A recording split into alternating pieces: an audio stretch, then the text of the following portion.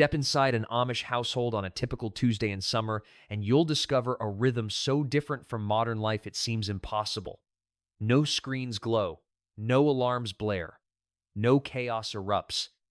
Just quiet, purposeful activity following patterns unchanged for generations, creating days that look nothing like yours.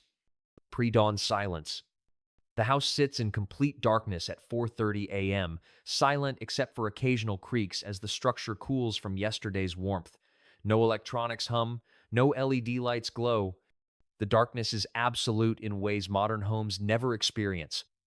The father's eyes open naturally at 4:30, his body's circadian rhythm calibrated through years of identical wake times. He doesn't check a phone or glance at a clock. He simply knows it's time. His feet find the floor without hesitation, no lingering in bed, no negotiating with himself about 5 more minutes. Within 2 minutes, he's dressed in clothes laid out the night before and moving quietly downstairs.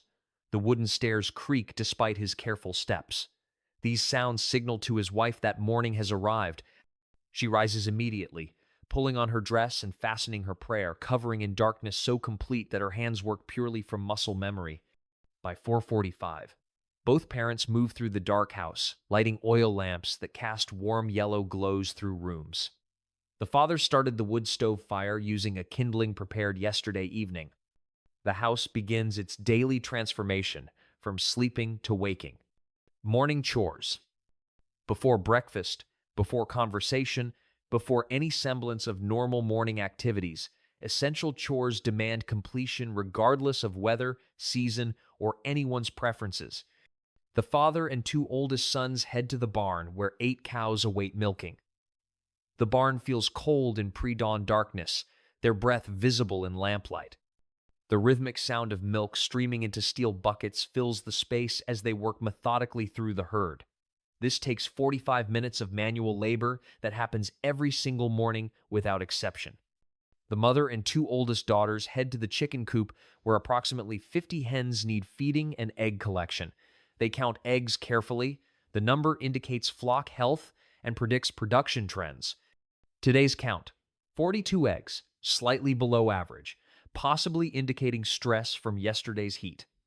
Younger children, ages 6 and 8, carry firewood from the woodshed to kitchen, making multiple trips to stock the day's supply. They pump water from the well into buckets that get carried inside for cooking, washing, and general household use. By 6:30, all family members return to the house. The work creates appetite. Bodies feel awake from physical exertion. The day has genuinely begun. Breakfast gathering and teen gathers at the large wooden table that dominates the kitchen. Everyone finds their customary seat without being told. This placement never varies. The father sits at the head, the mother nearest the stove for efficient serving. No one touches food before prayer. The father bows his head.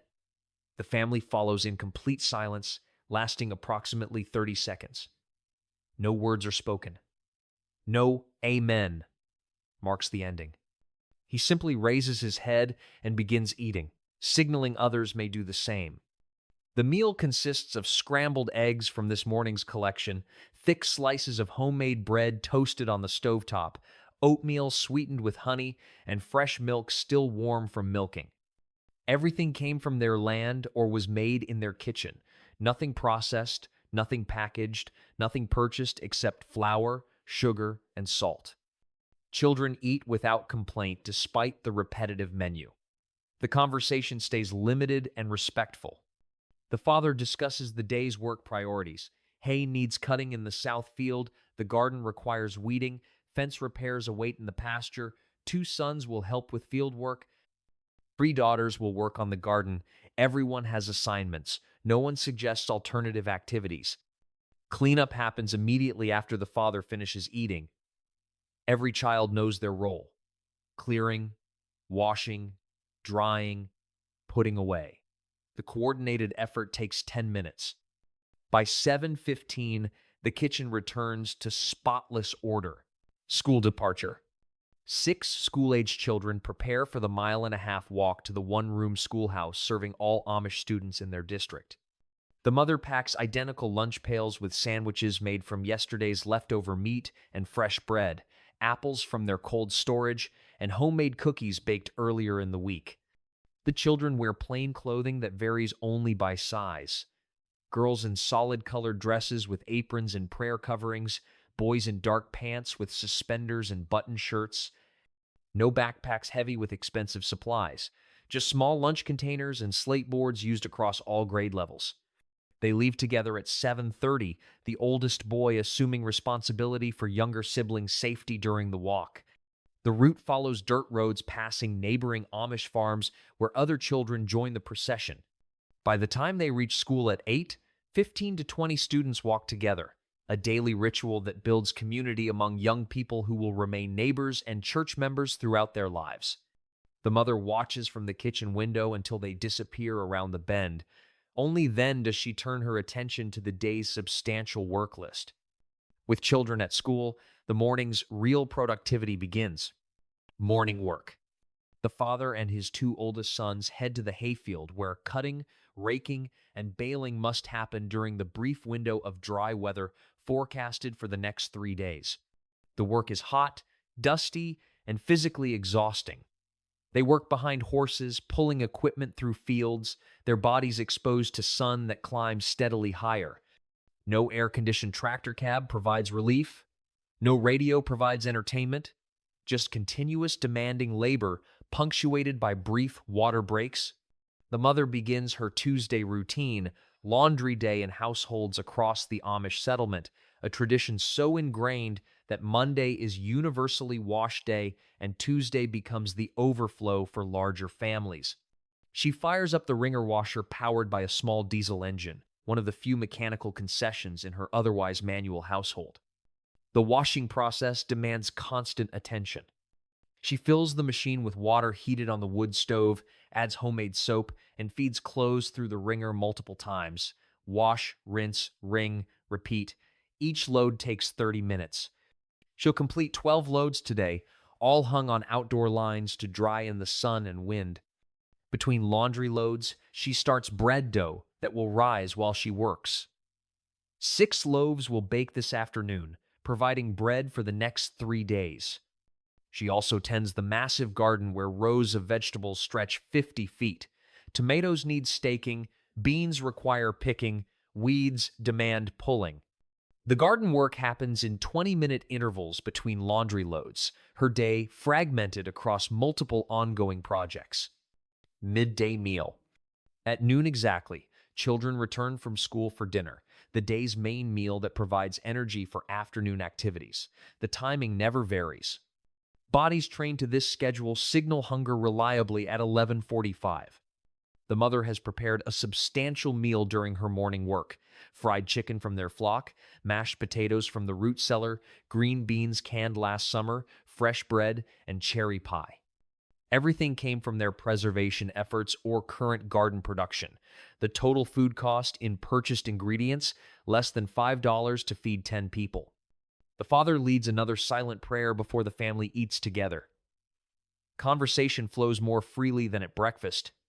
Children share school happenings, reading accomplishments, arithmetic struggles, recess disputes. The father discusses morning work progress and adjusts afternoon assignments based on hayfield conditions. After eating, the father rests briefly on the porch rocker. Not sleeping, just sitting still for 20 minutes before afternoon labor resumes. The mother and daughters clean the kitchen with the same efficient coordination that characterizes all their household work. By 1 p.m., children walk back to school for afternoon lessons. The parents return to their respective work. The afternoon stretches ahead with hours of labor remaining before evening brings relief. The heat intensifies, but the work continues. Modern concepts like taking the afternoon off because it's hot don't translate into Amish work ethic where tasks demand completion regardless of comfort. Afternoon labor. The father and sons continue hayfield work through the afternoon heat. The physical demands would exhaust most modern workers within an hour, but bodies conditioned through years of manual labor maintain steady output across 4-hour stretches. They don't stop because they're tired. They stop when the section they plan to complete gets finished. The mother completes her laundry marathon around 3 p.m., hanging the final load while mentally reviewing tomorrow's tasks.